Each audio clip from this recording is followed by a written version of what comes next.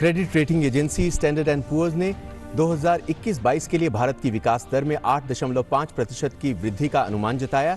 Agency ने कहा कि अर्थव्यवस्था के प्रमुख क्षेत्रों में संरचनात्मक सुधार, सरकार द्वारा घोषित 20 लाख करोड़ आर्थिक पैकेज और आरबीआई द्वारा किए गए उपाय से भारत की जीडीपी ग्रोथ में जोरदार रिकवरी।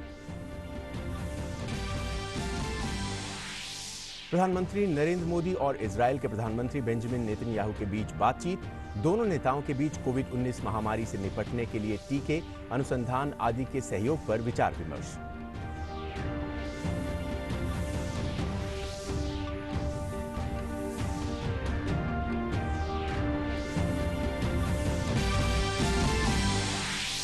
भगौड़े नीरव मोदी और मेहुल चौकसी मामले में ईडी को बड़ी कामयाबी।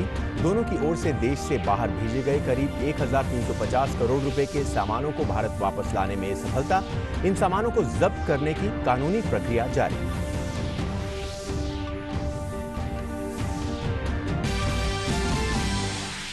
दिल्ली में कोविड-19 की स्थिति पर एलजी अनिल बैजल का बड़ा आदेश। सभी बड़े अस्पतालों को कोविड और गैर कोविड बिस्तरों की संख्या बताने के लिए प्रवेश द्वार पर एलईडी बोर्ड लगाने का आदेश। दिल्ली में सभी लोगों के इलाज के मसले पर सीएम अरविंद केजरीवाल ने कहा, एलजी और केंद्र का फैसला मानेंगे।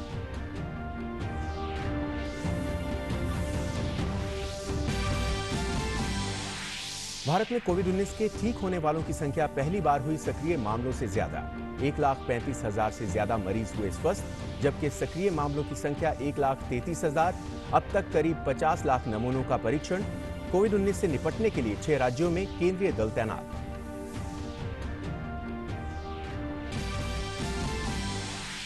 दुनिया भर में जारी है कोरोना के खिलाफ जंग। 73,50,000 से ज्यादा लोग कोरोना से संक्रमित, 34 लाख से ज्यादा लोग हुए स्वस्थ।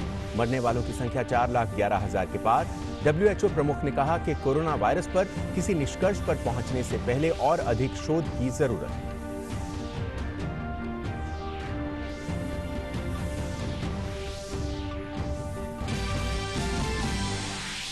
प्रधानमंत्री नरेंद्र मोदी ने कुछ अच्छी खबरें की साझा। गुजरात के गिर वन में एशियाई शेरों की आबादी में करीब 29% की बढ़ोतरी। भौगोलिक वितरण क्षेत्र भी 36% तक बढ़ा। प्रधानमंत्री नरेंद्र मोदी ने इस विशेष उपलब्धि के लिए गुजरात के लोगों के साथ साथ उन सभी लोगों की सराहना की जिनके प्रयासों से ये उत्कृष्ट उपलब्धि हासिल हुई। नमस्कार और अब देखते हैं समाचार विस्तार से। Credit rating agency Standard and Poor's ने वित्त वर्ष 2020-21 में भारत के लिए 8.5% की विकास दर का अनुमान लगाया है। भारतीय अर्थव्यवस्था के लिए आउटलुक पर स्टैंडर्ड एंड पुअर्स की नवीनतम रिपोर्ट के मुताबिक देश में जीडीपी वृद्धि में सुधार अपेक्षा से अधिक बेहतर होगा। हालांकि रिपोर्ट में इस वर्ष वृद्धि को 5% तक कम करने का अनुमान लगाया गया है, लेकिन वित्त वर्ष 2021-22 के लिए जीडीपी वृद्धि 8.5% रहने का अनुमान लगाया गया है।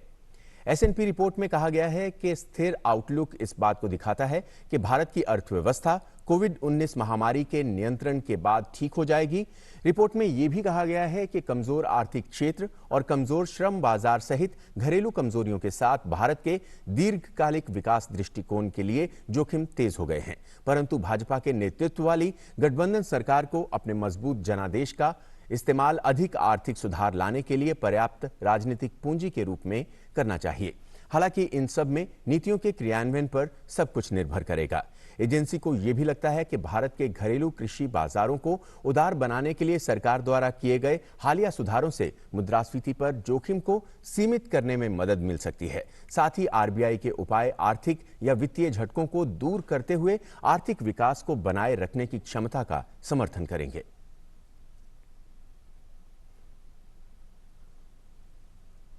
और इस बारे में और अधिक बात करने के लिए हमारे संवाददाता अजय मिश्र हमारे साथ जुड़ गए हैं। अजय, एसएनपी की ये रिपोर्ट आई है जिसमें ये कहा गया है कि 2021-22 में जो जीडीपी वृद्धि दर है 8.5% रह सकती है। तो जिस तरह की कोशिशें सरकार कर रही है इस लॉकडाउन में जो अर्थव्यवस्था थम गई थी उसको पटरी पर लाने की, तो कहीं ना कहीं वो सारे कदम सही दिशा में जाते हुए नजर आ रहे हैं और उसकी पुष्टि इस रिपोर्ट ने भी की है। और क्या कुछ कहा गया है इस रिपोर्ट में? देखिए तेजिंदर, करीब 80 दिन हो गए हैं लॉकडाउन को शुरुआत हुए, और इस 80 दिन में एक अच्छी खबर ये जरूर दिखाई दी है कि जो रेटिंग एजेंसियां हैं अब भारत की अर्थव्यवस्था को लेकर के कुछ ब्राइट स्पॉट्स या फिर कहें कि कुछ खुशखबरी पूरी दुनिया को देने लगी हैं। काफी राहत की बात है कि फिच के बाद में अब स्टैंडर्ड एंड पुअर्स ने भी जो भारत की जो स्टेबल सॉवरेन क्रेडिट रेटिंग है उसको बरकरार रखा है। इसका मतलब ये कि जो निवेशक हैं वो अभी भी भारतीय अर्थव्यवस्था में भरोसा जताते हैं। रेटिंग एजेंसी को लगता है कि जो आर्थिक सुधार हैं, जो सरकार कदम उठा रही है, वो बिल्कुल सही दिशा में जा रहे हैं। और जो मैक्रो इकोनॉमिक आंकड़े हैं, चाहे वो इन्फ्लेशन पर नियंत्रण रखने की बात हो या फिर फिस्कल डेफिसिट पर, ये दोनों ही स्थितियां बहुत ही आरामदायक भारत के लिए दिखाई दे रही हैं इस वक्त। और जो फॉरेक्स का लेवल है, फॉरेन एक्सचेंज है भारत के पास में, वो भी काफी कंफर्टेबल लेवल पे है। अभी जो प्रोत्साहन पैकेज का ऐलान किया गया है, उससे अर्थव्यवस्था में तेजी आने की उम्मीद है। ये जरूर रेटिंग एजेंसी कहता है तेजिंदर कि शॉर्ट टर्म में, यानी इस एक साल में, मार्च 2021 तक थोड़ी जो मुश्किलें हैं वो बरकरार रहेंगी। लॉकडाउन की वजह से जो आर्थिक गतिविधियां चालू नहीं हो पाई हैं, उससे रोजगार और आर्थिक वृद्धि पर असर जरूर पड़ेगा। लेकिन उसके बाद में जो अभी मई में वित्त मंत्री ने कई सारे सुधारों की घोषणा की है, कई सारे क्षेत्रों को खोलने की घोषणा की है, उसका बहुत ज्यादा सकारात्मक असर पड़ेगा। और हम ये कह सकते हैं कि ये वी शेप रिकवरी होगी, यानी 5% नीचे जाने के बाद 8.5% अगर ऊपर आती है तुरंत ही अगले साल अर्थव्यवस्था, ये काफी अच्छी पहल मानी जाएगी। और अब ये माना जा रहा है पूरी दुनिया में कि चीन, अमेरिका और भारत, ये तीन ही ऐसे देश हैं जो कि अच्छी परफॉर्मेंस करने के लिए इस वक्त तैयार नजर आ रहा है। अजय, अगर विदेशी निवेश के हिसाब से देखा जाए तो इस तरह की रिपोर्ट जब आती है तो इसके क्या मायने निकाले जा सकते हैं? जो विदेशी निवेशक हैं वो मैक्रो इकोनॉमिक फंडामेंटल्स को लेकर के आश्वस्त हो सकते हैं। वो ये इस बात को लेकर के भरोसा उनमें जगता है कि जो भारत की सरकार है वो आर्थिक सुधारों को लेकर के पूरी तरह से ईमानदार है, पूरी तरह से पारदर्शी है, और जो नीतियों की दिशा है वो बिल्कुल सही दिशा में जा रही है। और जब भी कोई निवेश करता है तो आगे जो फ्यूचर के प्रोस्पेक्ट होते हैं उन्हीं को देख करके करता है। मौजूदा स्थिति पूरी दुनिया में सभी निवेशकों को पता है कि बहुत ही खराब है। लेकिन जो मैन्युफैक्चरिंग में 2019 सितंबर को, आपको याद होगा कि मैन्युफैक्चरिंग या मेक इन इंडिया को लेकर के जो सरकार ने बहुत बड़ा फैसला लिया था कि 30% से कॉर्पोरेट टैक्स को घटा करके 22% किया गया था। और उसके बाद में मैन्युफैक्चरिंग में बहुत ज्यादा इंटरेस्ट लोगों का दिखाई देने लगा है। तो अब ऐसा लगता है कि जो लिक्विडिटी इंफ्यूजन की घोषणा आरबीआई ने की है और जो फिस्कल पॉलिसी सरकार की तरफ से आई है, उसको देख करके जो विदेशी निवेश है उसमें भी तेजी आएगी। लेकिन उससे भी ज्यादा इंपॉर्टेंट ये है कि जो हमारे डोमेस्टिक इकोनॉमी में पैसा है, जो इंडस्ट्रीज के पास पैसा है, वो लोग सामने आए और निवेश करने के लिए अपने अपने जो कैश है उसको खोलें।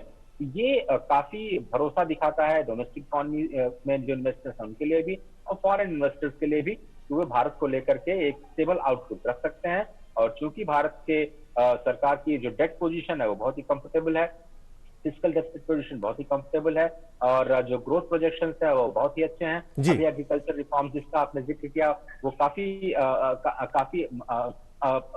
असरदार साबित होने जा रहे हैं महंगाई के मोर्चे पर, महंगाई को नियंत्रण करने के लिए और ग्रोथ को सपोर्ट देने के लिए काफी पॉजिटिव है। जी अजय, बहुत बहुत शुक्रिया इस जानकारी को हम तक पहुंचाने के लिए। तो S&P ने 2021-22 में भारत की GDP दर 8.5% रहने की उम्मीद जताई है। और प्रधानमंत्री नरेंद्र मोदी ने अपने इजरायली समकक्ष बेंजामिन नेतन्याहू से टेलीफोन पर बातचीत की। उन्होंने प्रधानमंत्री नेतन्याहू के हाल में सत्ता संभालने पर उन्हें बधाई देते हुए विश्वास व्यक्त किया कि श्री नेतन्याहू के नेतृत्व और मार्गदर्शन में भारत इजरायल भागीदारी लगातार बढ़ती रहेगी। दोनों नेताओं ने महत्वपूर्ण क्षेत्रों में बातचीत की। इनमें दोनों देश कोविड-19 महामारी के दौर में अपने सहयोग बढ़ा सकते हैं। टीके, चिकित्सा विज्ञान और निदान के क्षेत्रों में विकास की कोशिश भी बातचीत में शामिल थी। दोनों नेताओं ने विशेषज्ञों के दलों के द्वारा जारी आदान प्रदान कार्यक्रमों पर भी सहमति व्यक्त की। दोनों नेताओं ने इस बात पर भी सहमति जताई कि मानवता के व्यापक लाभ के लिए इस तरह के सहयोग के फल मिलने चाहिए।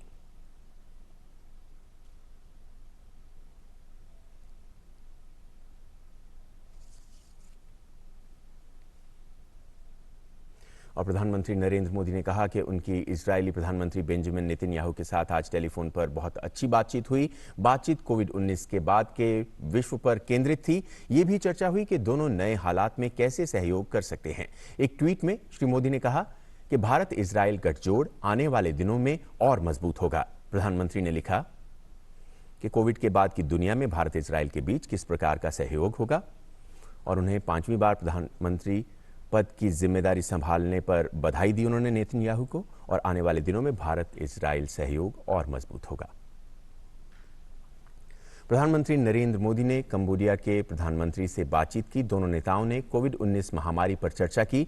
वो एक दूसरे के प्रवासियों की मदद करने और उनके निकासी की सुविधा के लिए चल रहे सहयोग को जारी रखने पर सहमत हुए। प्रधानमंत्री नरेंद्र मोदी ने भारत के साथ साझा सभ्यता और सांस्कृतिक संबंधों के साथ आसियान के एक महत्वपूर्ण सदस्य कंबोडिया के साथ अपने संबंधों को और मजबूत करने के लिए भारत की प्रतिबद्धता से अवगत कराया। दोनों नेताओं ने दोनों देशों के बीच मजबूत विकास साझेदारी की समीक्षा की, जिसमें ITEC योजना के तहत क्षमता निर्माण कार्यक्रम और मेकांग गंगा सहयोग ढांचे के तहत त्वरित प्रभाव परियोजनाएं शामिल हैं।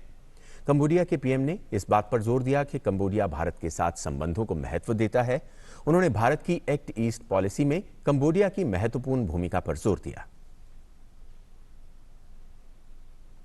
दिल्ली में कोरोना के बढ़ते मामलों के बीच दिल्ली के उपराज्यपाल ने सभी बड़े अस्पतालों से कोविड और गैर कोविड बिस्तरों की संख्या बताने के लिए प्रवेश द्वार पर LED बोर्ड लगाने के लिए कहा है।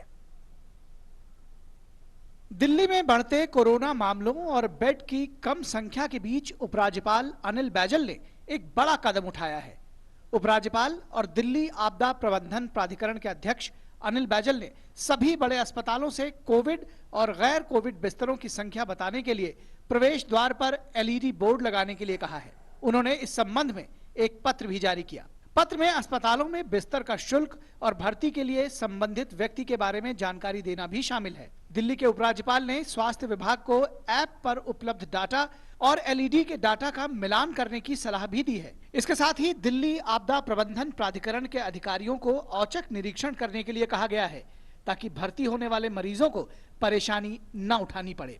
उधर ये तय है कि दिल्ली के अस्पतालों में अब सभी का इलाज हो सकेगा। इससे पहले मुख्यमंत्री अरविंद केजरीवाल की अगुवाई वाली दिल्ली सरकार ने ये आदेश दिया था कि दिल्ली के अस्पतालों में सिर्फ दिल्ली के कोरोना मरीजों का इलाज होगा और इलाज से पहले सभी मरीजों के कागज देखे जाएंगे। लेकिन दिल्ली के उपराज्यपाल ने इस फैसले को संविधान विरोधी बताते हुए पलट दिया था। This order violated the constitutional right to equality and right to life, which includes right to health. Earlier also a similar order of JNCTD was struck down by Honorable High Court of Delhi, double bench headed by the Chief Justice of Delhi, on the ground that no citizen of India can be discriminated on the basis of residence. When it comes to health care, access to universal health care is responsibility of the state. LG के ताजा फैसले के बाद दिल्ली के मुख्यमंत्री अरविंद केजरीवाल ने बुधवार को कहा कि उनकी सरकार उपराज्यपाल और केंद्र के हर आदेश को लागू करेगी। केंद्र सरकार ने निर्णय ले लिया, LG साहब ने आदेश पारित कर दिया। ये समय असहमतियों का समय नहीं है, ये समय एक दूसरे से डिफर करने का समय नहीं है। अब जो निर्णय हो गया केंद्र सरकार का, LG साहब ने जो आदेश दे दिया उसको लागू किया जाएगा। इस बीच दिल्ली के 22 निजी अस्पतालों को कोरोना मरीजों के लिए ज्यादा बेड आरक्षित करने के लिए कहा गया है। दिल्ली सरकार को आशंका है कि 31 जुलाई तक देश की राजधानी में 5 लाख से ज्यादा कोरोना मामले रिपोर्ट होंगे। दिल्ली सरकार का कहना है कि दिल्ली के लोगों के लिए 80,000 बिस्तरों की जरूरत होगी। इस बीच बीजेपी ने केजरीवाल सरकार पर हमला बोलते हुए कहा है कि दिल्ली सरकार ने 2.5 महीने में क्या किया। सरकार में रहते हुए आपका काम है उन सुविधाओं को मुहैया कराना जो परेशानियां आ रही हैं, चाहे वो बेड बढ़ाने की बात हो या ऑक्सीजनेटेड बेड बढ़ाने की बात हो या इंफ्रास्ट्रक्चर बढ़ाने की बात हो या फिर प्राइवेट हॉस्पिटल में जिस तरह से मनमाने ढंग से लोगों के साथ एक्सटॉर्शन हो रहा है, पैसे वसूले जा रहे हैं, उसकी बात हो। आज 2 महीने 2.5 महीने के बाद दिल्ली सरकार ये प्लान कर रही है। मैं दिल्ली के मुख्यमंत्री साहब से ये पूछना चाहता हूं कि आप प्लान करोगे या एग्जीक्यूट भी करोगे। इधर दिल्ली में हॉटस्पॉट्स की संख्या भी लगातार बढ़ती जा रही है। रविवार तक दिल्ली में 169 हॉटस्पॉट्स थे, जो बढ़कर 188 हो चुके हैं। DD news.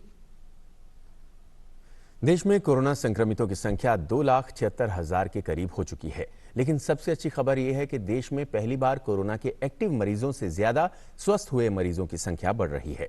देश में कोरोना के अब तक 1,33,632 एक्टिव केस हैं, वहीं 1,35,205 लोग रिकवर हो चुके हैं। मौजूदा समय में देश में कोरोना का रिकवरी रेट 48.88% है।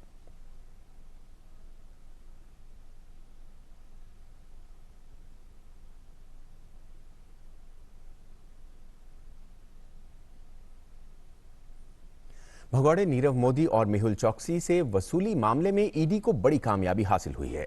ईडी बुधवार को हांगकांग से हीरे, मोती और जवाहरात वापस लाई है, जिसकी कीमत करीब 1,350 करोड़ रुपए है। ये हीरे जवाहरात नीरव और चोकसी की फर्म से जुड़े हुए हैं। ये बेशकीमती ज्वेलरी हांगकांग की एक कंपनी के गोदाम में रखी हुई थी। इनमें पॉलिश किए हुए हीरे, मोती, चांदी के गहने आदि शामिल हैं। इस सामान को मुंबई वापस लाया गया है। इसका वजन करीब 2,340 किलोग्राम है। असम के तिनसुकिया जिले के बागजान में ऑयल इंडिया लिमिटेड के तेल के कुएं में लगी आग में 2 लोगों की मौत हो गई है। बागजान में ऑयल इंडिया लिमिटेड का तेल का कुआं है, जहां पिछले 14 दिनों से गैस का रिसाव हो रहा है। 27 मई को कुएं में गैस रिसाव होने के बाद से क्षेत्र में तैनात एनडीआरएफ की टीमें आग पर काबू पाने के लिए प्रयास कर रही हैं। असम के मुख्यमंत्री सर्बानंद सोनोवाल ने बागजान आग के मुद्दे के बारे में प्रधानमंत्री नरेंद्र मोदी से बात कर उठाए गए आपातकालीन उपायों के बारे में जानकारी दी। प्रधानमंत्री नरेंद्र मोदी ने असम के मुख्यमंत्री सर्बानंद सोनोवाल से बागजान अग्नि हादसे को लेकर बात की। प्रधानमंत्री ने इस मामले में केंद्र की ओर से हर संभव सहायता का भरोसा दिया और कहा कि स्थिति पर बारीकी से निगरानी रखी जा रही है।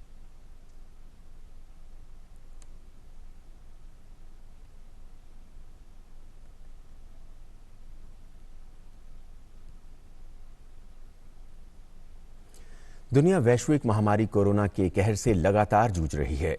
दुनिया भर में कोरोना वायरस के अब तक 73,56,000 से अधिक मामले सामने आ चुके हैं। वहीं कोरोना के कारण अब तक 4,16,000 से ज्यादा लोगों की मौत हो चुकी है।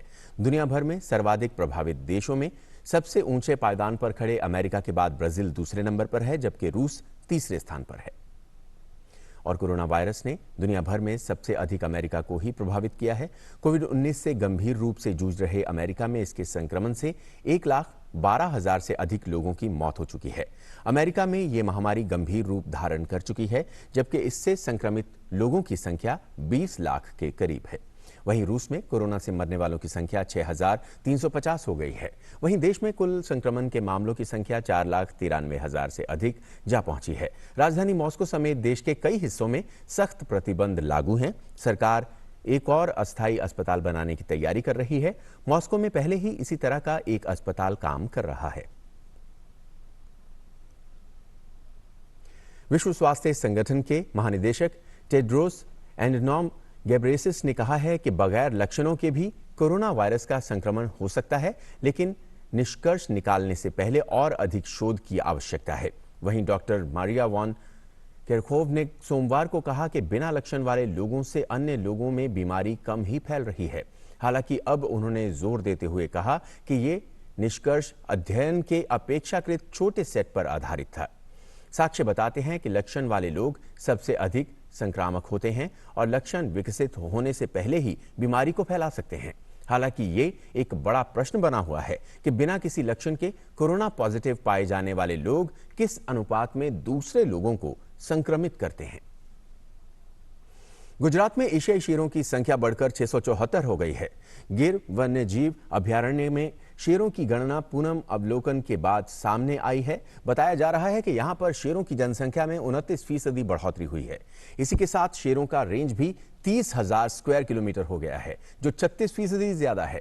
ये क्षेत्र 2015 में 22,000 स्क्वायर किलोमीटर था। अधिकारियों की माने तो शेरों की संख्या 2001 की तुलना में अब दोगुनी हो गई है। केंद्र की मदद से राज्य सरकार ने शेरों के लिए बहुत काम किया है। और इसी बीच प्रधानमंत्री नरेंद्र मोदी ने ट्वीट पर खुशी जाहिर करते हुए कहा कि गुजरात में एशियाई शेरों की जनसंख्या में 29% बढ़ोतरी हुई है। शेरों के लिए भौगोलिक रूप से वितरण क्षेत्र बढ़कर 36% हो गया है। गुजरात के सभी लोगों सहित उन सभी लोगों को जिन्होंने इस उत्कृष्ट उपलब्धि का नेतृत्व किया है, उन्हें मेरी शुभकामनाएं, ऐसा उन्होंने अपने ट्वीट में कहा। और गुजरात के गिर जंगल में एशियाई शेरों की संख्या में बढ़ोतरी के बाद हमारे संवाददाता ने जायजा लिया। देखते हैं ये रिपोर्ट। गुजरात ही नहीं बल्कि भारत देश का जो गौरव है वो है एशियाई शेर। एशियाई शेर दुनिया में सिर्फ एक ही जगह पे पाए जाते हैं और ये है गुजरात का गिर का जंगल। गिर का जो जंगल है वहाँ पे एशियाई शेर पाए जाते हैं। और आपको ये बता दूं कि आज जो उनकी हर 5 साल के बाद जो गिनती होती है वो आज उनका गिनती का नतीजा आया है। उसमें 674 शेर का एक बहुत ही अच्छा आंकड़ा हमें मिला है। पिछली बार जो 5 साल पहले 2015 में जो गिनती हुई थी उसमें 523 शेर पाए गए थे और अभी जो ग्रोथ रेट है 29% का जो एक ग्रोथ रेट बाहर आया है जो बहुत ही अच्छा है। और दुनिया में एक हम ये कह सकते हैं कि सबसे बड़ी और सक्सेस अगर कोई स्टोरी है तो वो है गिर के जंगल के जो बब्बर शेर है उनका कंजर्वेशन का काम है। और करीब 1400 जो वन विभाग के कर्मचारी है उसने यहाँ पे काम किया है। खास बात यह है कि जो सैटेलाइट से उनका उपयोग किया गया है रेडियो कॉलर आईडी, उनका ऊपर सैटेलाइट से सीधा कनेक्शन है और उनके जरिए भी ये गिनती की गई है। और गुजरात के लिए, भारत के लिए ये बहुत ही बड़ा गौरव है कि हमारे यहाँ पे जो एक ही दुनिया में एक ही नस्ल है एशियाई शेरों की, उनकी आबादी बढ़ रही है। ये बहुत ही अच्छी खबर है। दूरदर्शन के लिए हनीफ खोखर, शासन गिर जंगल, जूनागढ़। योग दिवस इसी महीने 21 तारीख को है। इसे लेकर लोगों में उत्साह रहता है। योग जीवन को सरल बनाता है। योग ही एक ऐसा साधन है जो नेचुरल इम्यूनिटी बूस्टर का काम करता है। आज योगाचार्य आचार्य प्रतिष्ठा ऐसे योगासन के बारे में बताएंगे जिसके नियमित अभ्यास से आप अपनी प्रतिरक्षा प्रणाली को मजबूत कर सकते हैं। आज का एपिसोड हम इम्यूनिटी के लिए करेंगे, यानी ऐसी कौन सी आसान सी क्रियाएं हैं जिनका नियमित अभ्यास करके आप अपनी इम्यूनिटी को स्ट्रॉन्ग कर सकते हैं।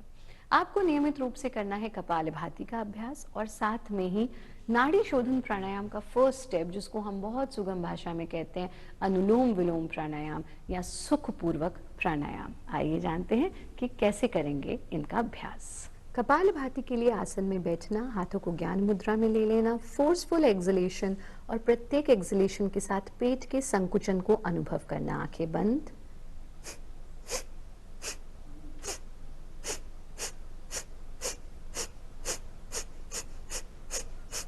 पच्चीस एक्सलेशंस का एक राउंड।